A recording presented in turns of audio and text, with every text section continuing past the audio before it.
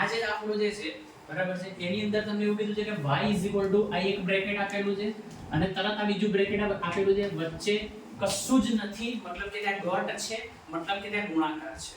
અને એના પરથી જ મને ખબર પડશે કે હું માનો કે ગેસ કરું કે y આ જે છે આખું જ આ જે છે એને મેં u ધારી લીધું ગુણ્યા આ જે છે એને મેં v ધારી લીધું. મતલબ કે તમારો અહીં ગુણાકારનો નિયમ લાગે છે, ગુણાકારનો નિયમ. સમજાઈ ગયું?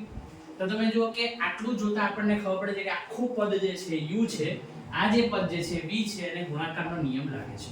બરાબર છે? તો હવે ગુણાકારનો જે નિયમ જે છે એ નિયમ પહેલા તો લખી નાખીએ. બરાબર છે? તો ગુણાકારનો નિયમ આ રીતે છે કે dy/dx જો કરવું હોય, હવે યાદ રાખવાનું કે ગુણાકારનો નિયમ છે ને u થી શરૂ થાય છે. ભાગાકારનો જે નિયમ હતો ને એ v થી શરૂ થતો હતો. ગુણાકારનો નિયમ ક્યાંથી શરૂ થાય છે? u થી શરૂ થાય છે. એટલે કે આ રીતે કે u અને એની વિરોધી સંખ્યાનું વિકલન એટલે કે dv/dx. પછી આમાં પ્લસ ગુણાકાર જે છે એમાં પ્લસ લેવાનું, ભાગાકાર હોય તો માઈનસ લેવાનું. તો અહીંયા ગુણાકાર છે એટલે મેં પ્લસ લીધું. હવે આપણે લખીશું v અને વિકલન એટલે કે આનું વિરોધી સંખ્યાનું વિકલન એટલે કે du/dx. બસ આટલું જ છે, એમાં છેદમાં v² આવતું નથી. આટલો એનો નિયમ છે, ગુણાકારનો નિયમ. તો બી મારે ચાર વસ્તુથી છુટકારો તો નહીં જ મળે.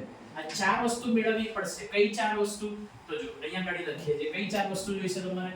તો કે u જોઈશે, du/dx જોઈશે, v જોઈશે અને dv/dx જોઈશે. આ ચાર વસ્તુ જે છે, ભલે તમે આ ચાર વસ્તુ તમે આડી અવડી લખો, ગમે તેમ લખો, આ ચાર વસ્તુ લાવવાની.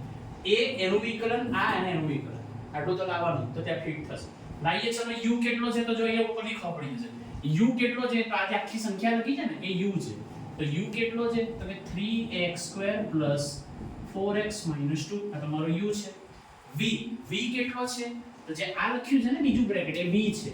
એ તો તમે ધારણા કરી છે ને, એટલે કે 3x + 2 આ તમારું u અને v. ચાર વસ્તુમાંથી તમને બે વસ્તુ તો રેડી મળી ગઈ. હવે આનું વિકલન અહીંયા કરીએ, આનું વિકલન અહીંયા કરીએ.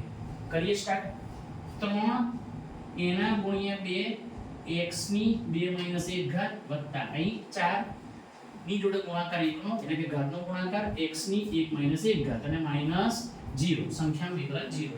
સોલ્વ કરો તો 3 દુની 6 x ની 1 ઘાત વત્તા 4 એકા 4 x ની 0 ઘાત. પેલો 0 લખવાની જરૂર નથી. તો 6x વત્તા કોઈની પણ 0 ઘાત હોય, કોઈની પણ 0 ઘાત એટલે 1 થશે એટલે કે 4 ગુણ્યા 1 એટલે કે 4. આ તમારો વિકલનનો જવાબ આવી ગયો du/dx. હવે આનું વિકલન અહીંયા કરવાનું છે, જરા એ કરી દઈએ. અહીં 1 ઘાત છે એટલે કે 3 ગુણ્યા 1 x ની 1 - 1 ઘાત વત્તા આનું વિકલન થશે 0. 3 એકા 3 x ની 0 ઘાત, આ 0 લખવાની જરૂર નથી. કોઈની પણ 0 ઘાત હોય એટલે 1 કહેવાય એટલે કે 3 ગુણ્યા 1 એટલે કે 3. તો તમે જુઓ કે તમને જવાબો, તમને બધા જવાબો તમારી પાસે રેડી થઈ ગયા. જવાબો કયા કયા રેડી થઈ ગયા? તો એક તો આ જવાબ નંબર 1, પછી આ રેવા જવાબ નંબર 2, પછી આ પોતે જ જવાબ નંબર 3 અને આ રેવા જવાબ નંબર 4. આપણી પાસે આ ચારે ચાર જવાબ રેડી થઈ ગયા. હવે એ ચારે ચાર જવાબને આપણે આ ફોર્મ્યુલા જે છે એમાં ફિટ કરવાના છે. આ ફોર્મ્યુલા મૂકીએ. ચલો. તો dy/dx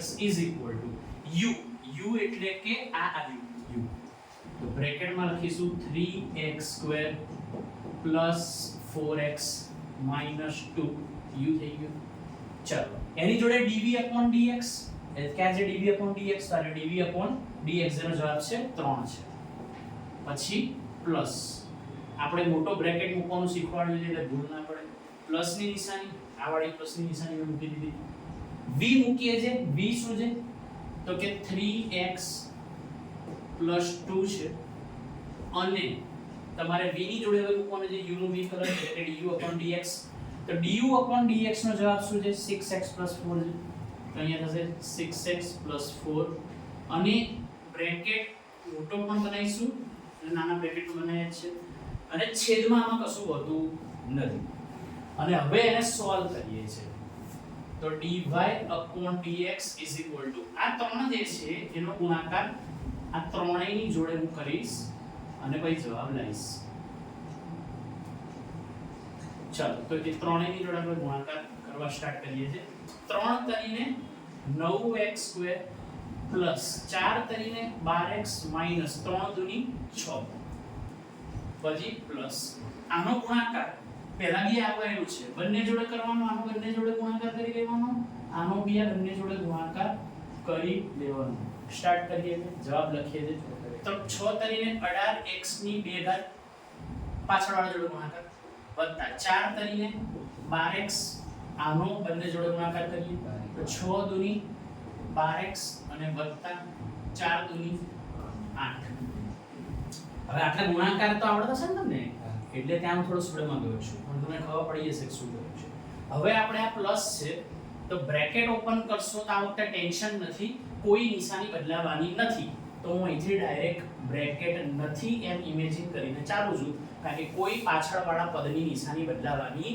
નથી આ પ્લસ છે ને વચ્ચે એટલે આ પાછળવાળા પદની નિશાની બદલાવાની નથી ચલો તો હવે સોલ્વ કરીએ છે 9x² + 18x² તો કરો સરવાળો 9 + 18 કેટલા થશે 27x². 27x². ચલો 12x આ 12x આ 12x એટલે કેટલા થશે 36x એટલે વત્તા 36x. ચલો એ સોલ્વ થઈ ગયું કટ મારી દો. હવે -6 + 8 તો એનો જવાબ શું હોય સોલ્વ કરો તો +2 અને તમારે આ જવાબ આવી ગયો છે પણ જોઈ લેવાનો મોટી ઘાત નાની ઘાત એવી રીતે અરેન્જ કરી દેવાનું.